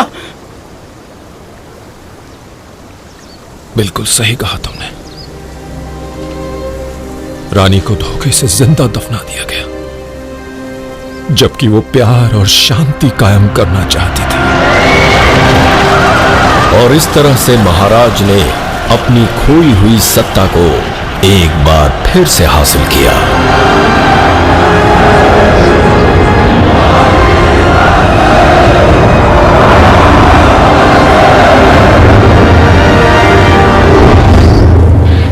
महाराज ने रानी को पुराने खंडहर में दफना दिया और जो लोग इस कब्र में रानी को दफनाने में शामिल थे उन सबको महाराज ने एक एक करके मरवा दिया ताकि रानी ऋतंभरा को कहां दफनाया गया ये राज कभी ना खुल सके। मुझे अच्छी तरह मालूम है कि मैं भी महाराज के द्वारा कभी भी मार दिया जाऊंगा, इसलिए जो भी मेरी डायरी इस वक्त पढ़ रहा हो याद रखे कि महल के पीछे वाले जंगल को पार करने के बाद जो नदी आती है उस नदी के पास ही स्थित पुराने खंडहर में रानी को दफन किया गया है। यानी वो आखिरी समय तक नहीं जानती थी कि उनके साथ शव पुनरुद्धार के नाम पर धोखा किया जा रहा है। काश वो जानती। जानती थी कि राजा भी उसे मार देना चाहते हैं। इसके बावजूद भी राजा को बचाने के लिए खुद मरने को तैयार हो गई। लेकिन मुझे यह समझ में नहीं आ रहा है कि अपने आखिरी वक्त में वो बालों का गुच्छा उस रेड ड्रैगन के पास रखकर क्यों गई? उन्होंने राजा से नफरत क्यों नहीं किया? वो नफरत करने वालों से भी प्यार करती थी। उन्होंने त्याग की अद्भुत मिसाल दी है। मैंने जो लिखा था वो कितना गलत है। मुझे नहीं लगता कि रानी के अंदर बिल्ले की आत्मा है। तो फिर वो किसकी आत्मा है? रानी की कब्र पे चल के पता करते हैं।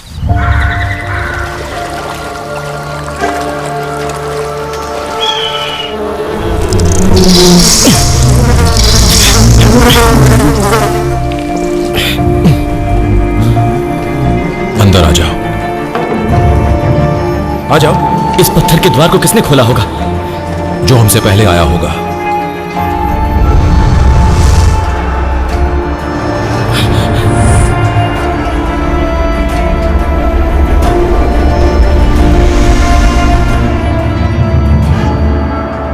संघमित्रा, कोई तो यहां हमसे पहले आया है। हाँ, ढक्कन बराबर बंद नहीं है।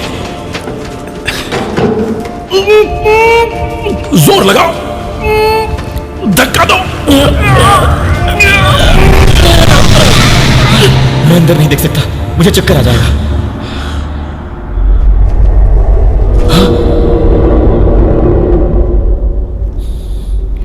संघमित्रा, हो सकता है कि हम गलत हो सकता है कि शव पुनरुद्धार की बात सच हो।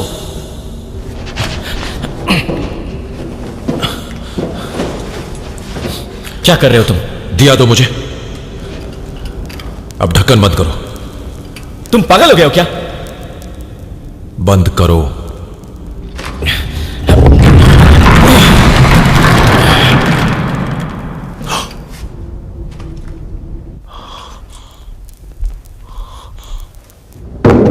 क्या हुआ? ठीक है, खोलता हूं। जल्दी।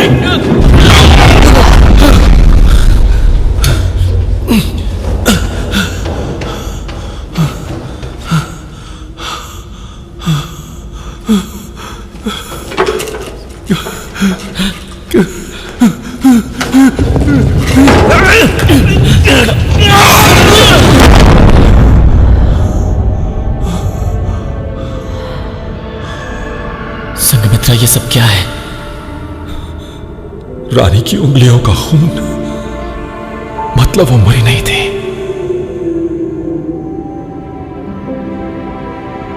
वो ढक्कन हटाने की कोशिश कर रही होंगी, पर हटा नहीं पाई। सही कहा तुमने।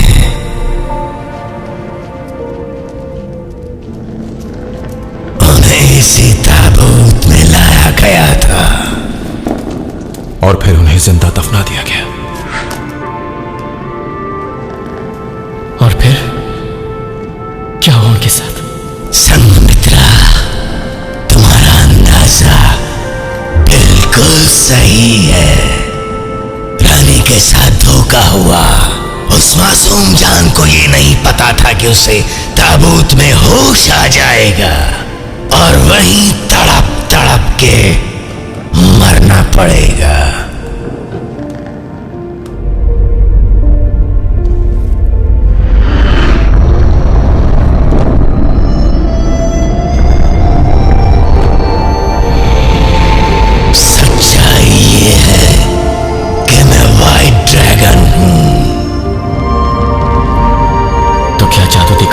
यही वो रेड और व्हाइट ड्रैगन है।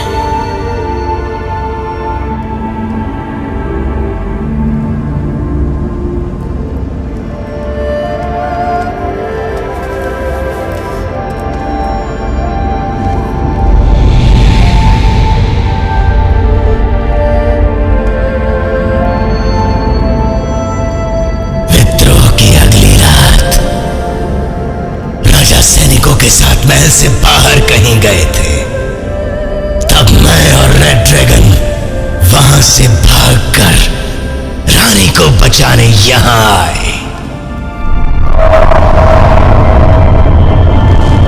महारानी, महारानी,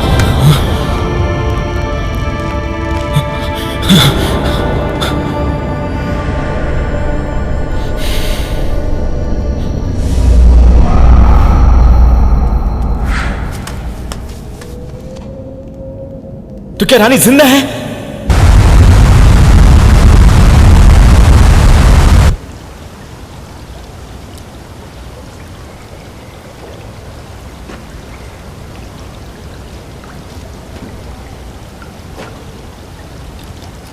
रानी मर चुकी हैं।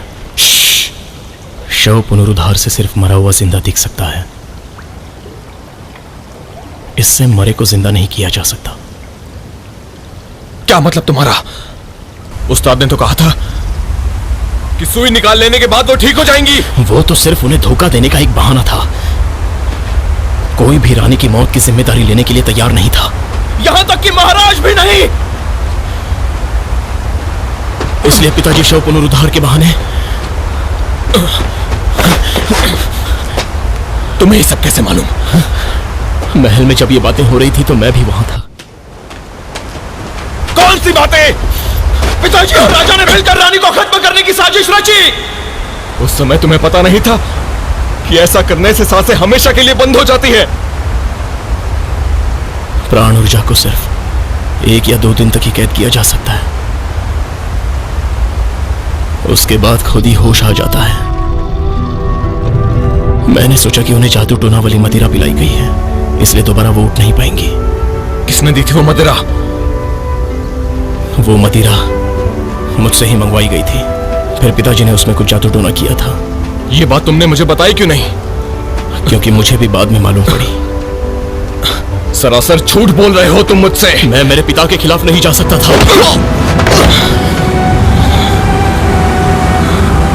धोखा देकर अब यहां रानी को बचाने का ढोंग करने आए हो। क्यों आए तुम मेरे साथ? उनके साथ मिलकर तुमने भी रानी को मारा है। चले जाओ यहां से।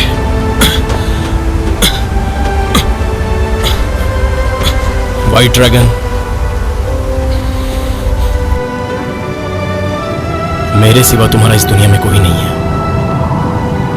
इसलिए मैं तुम्हारे साथ आया। मुझे तुम्हारी कोई जरूरत नहीं है। मैं रानी को कभी छोड़कर नहीं जा सकता। मैं उन्हें बचाऊंगा। वो जिंदा है, वो मर नहीं सकती। तो क्या रेड ड्रैगन कभी वापस नहीं आया? नाम मत लो उसका। व्हाइट ड्रैगन, रानी ने हमसे कहा था कि हम अलग हो जाएंगे तो क्रेन बॉयज खत्म हो जाएगा। इस बात का दुख जितना तुम्हें है उतना ही मुझे भी है। इंसान किस तरह इतना दुष्ट बन जाता है। अब ये सब छोड़कर मैं महानिर्वाण की प्राप्ति के लिए जा रहा हूं।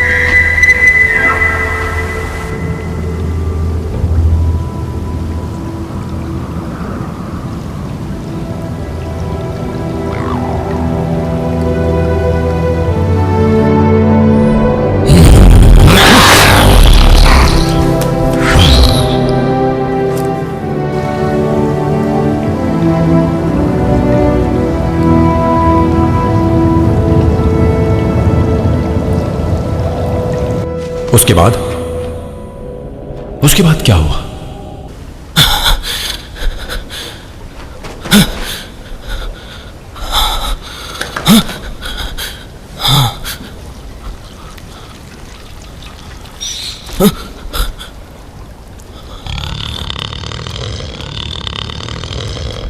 ताजा मांस चाहिए था ना? सही कहा। मैंने देखा कि रानी के ऊपर तंत्र मंत्र किया गया था। मैं किसी भी कीमत पर रानी को बचाना चाहता था। मुझे कच्चा मांस चाहिए था, इसलिए मैंने खुद के शरीर का इस्तेमाल किया।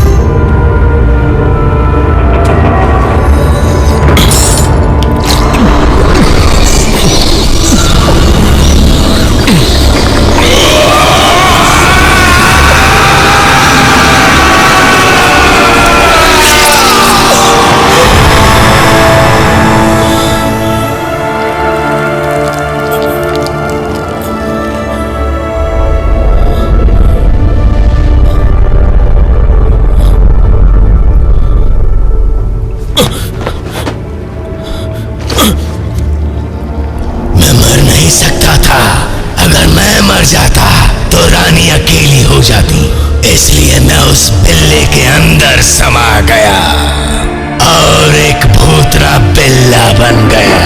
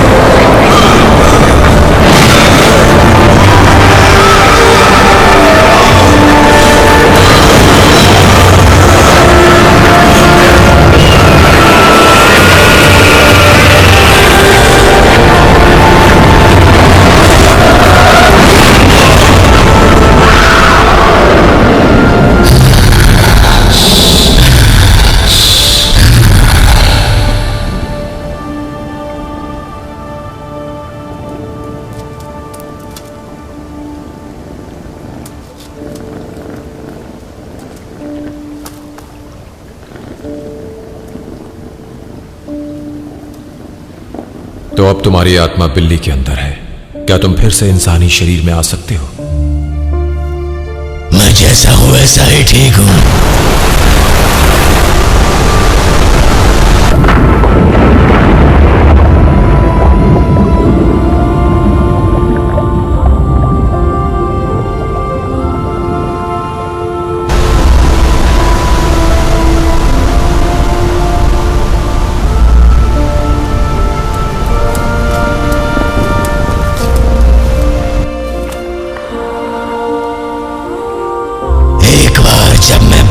के शरीर में आ गया तो उस बिल्ले के जरिए रानी को जितनी भी यातनाएं दी गई थी मैंने महसूस की। मुझे रानी की दर्दनाक चीखें सुनाई दी और फिर मैं बदले की आग में जल उठा।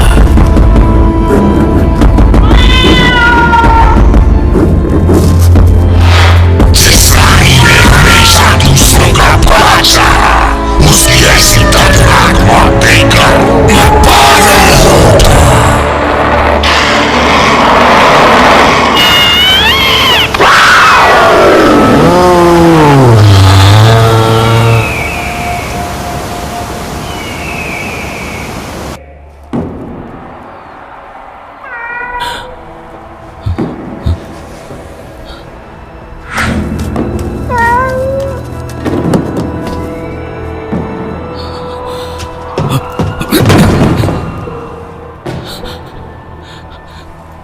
मेरे प्यारे बिल्ले,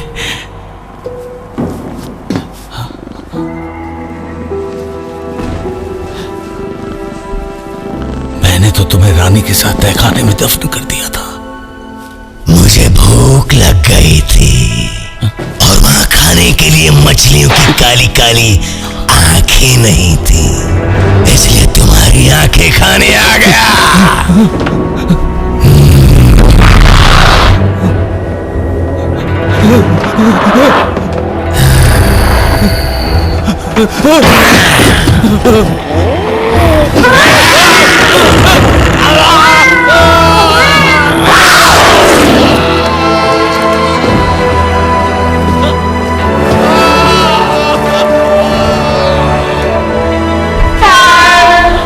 और राज्य में बताया गया कि राजा ने रानी के गम में रोते रोते अपनी आंखों की रोशनी खो दी।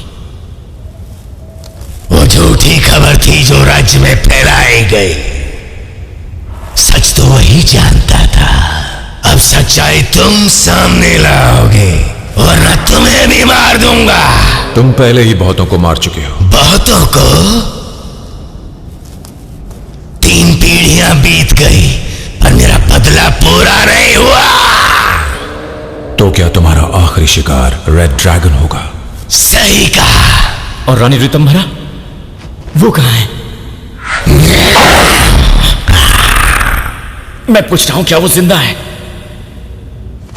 तुम बताते क्यों नहीं क्या वो जिंदा है? वो जिंदा हो जाएंगे।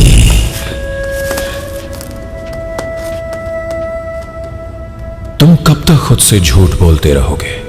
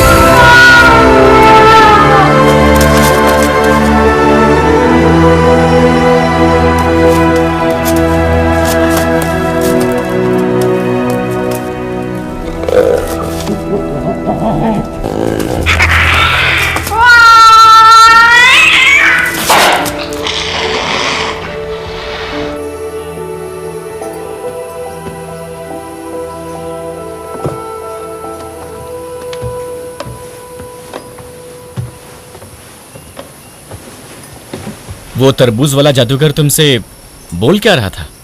पता नहीं, पर वो हमसे मिलना चाहता है।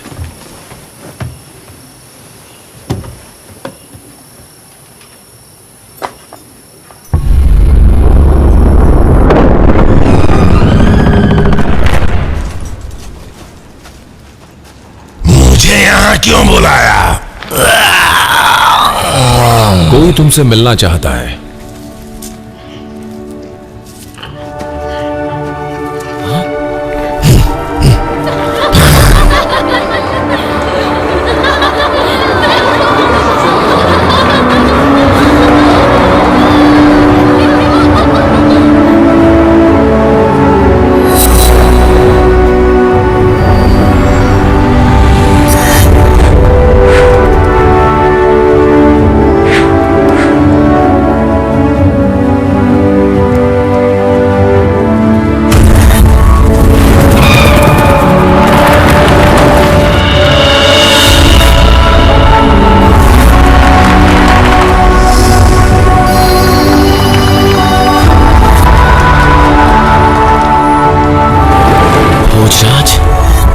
आज हमसे जरूर मिलेंगी। सपने देख रहे हो क्या? बिल्कुल नहीं। शर्त लगी? मंजूर है। छू मत। तुम ही दोनों जादू दिखाते हो ना?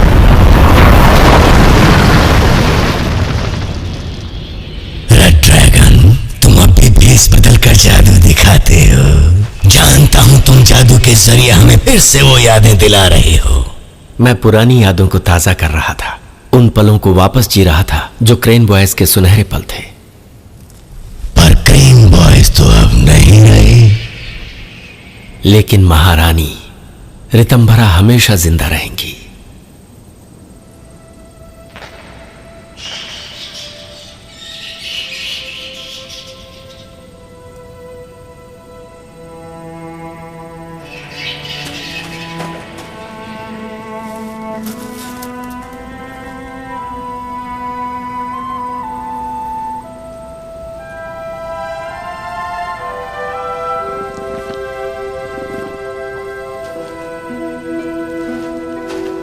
क्या रानी अब भी जिंदा है? बोलो संघमित्रा।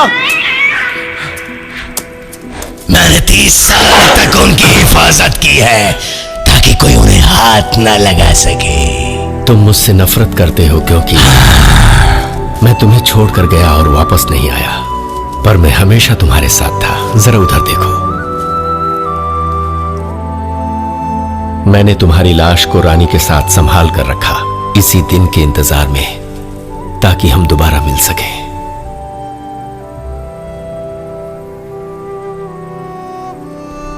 मैंने हमेशा तुम्हारा भला चाहा है और आज भी चाहता हूं। मैं अपने उस शरीर को सालों पहले छोड़ चुका हूं। व्हाइट ड्रैगन, महारानी भी यहां होती तो वो भी यही कहती कि वो भी सालों पहले अपना शरीर छोड़ चुकी हैं।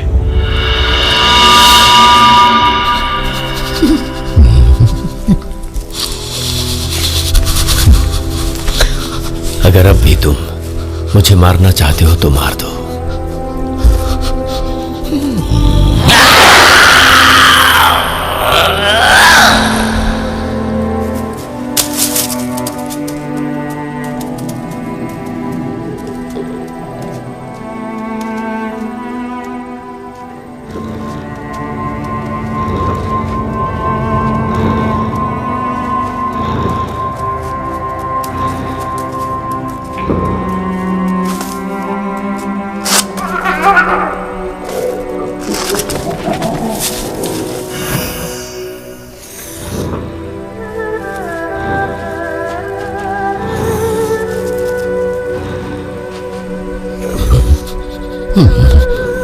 मैं जानता था कि रानी मर चुकी थी, पर मुझे यकीन नहीं हो रहा था। महारानी। व्हाइट ड्रैगन, तुमने मेरे लिए खुद को बहुत यातनाएं दी, पर अब मैं खुश हूं। मुझे किसी से कोई मलाल नहीं है। तुम भी अब अपने इच्छाधारी स्वरूप में आकर खुश रहो।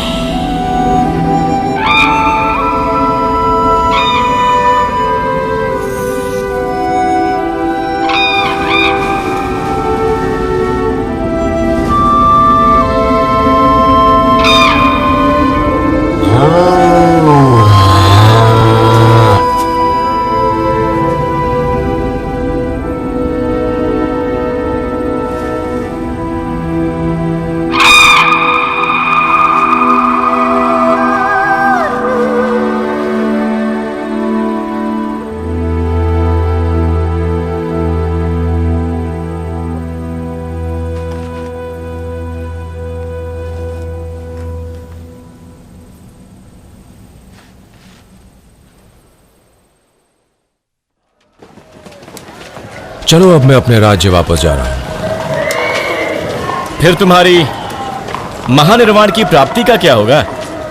महारानी की गाथा ही अपने आप में महानिर्वाण की प्राप्ति है, रिद्धि सिद्धि है। और इसी में गीत अमर पीड़ा भी है। ओह, तो कहानी पूरी हो गई? हाँ, बस हो ही गई है। चलो, तुम्हें सही कहानी मिल ही गई। आखिरकार व्हाइट ड्रैगन ने हमें सही कहानी बता ही दी।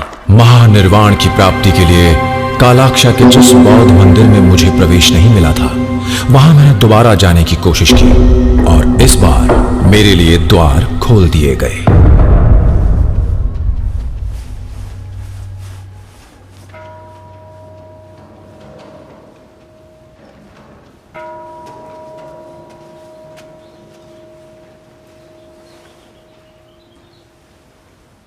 गुरुजी अंदर आपका इंतजार कर रहे हैं। वो बोल रहे थे कि आप उन्हें जानते हैं।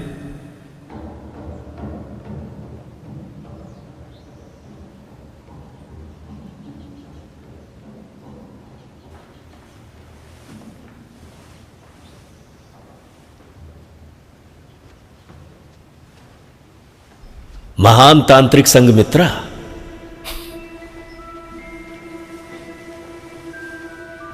ओह, बहरूपिया रेड ड्रैगन, तो आप हैं यहां के मठाधीश। तो आपको मोक्ष प्राप्ति के लिए महानिर्वाण की सिद्धि मिल ही गई।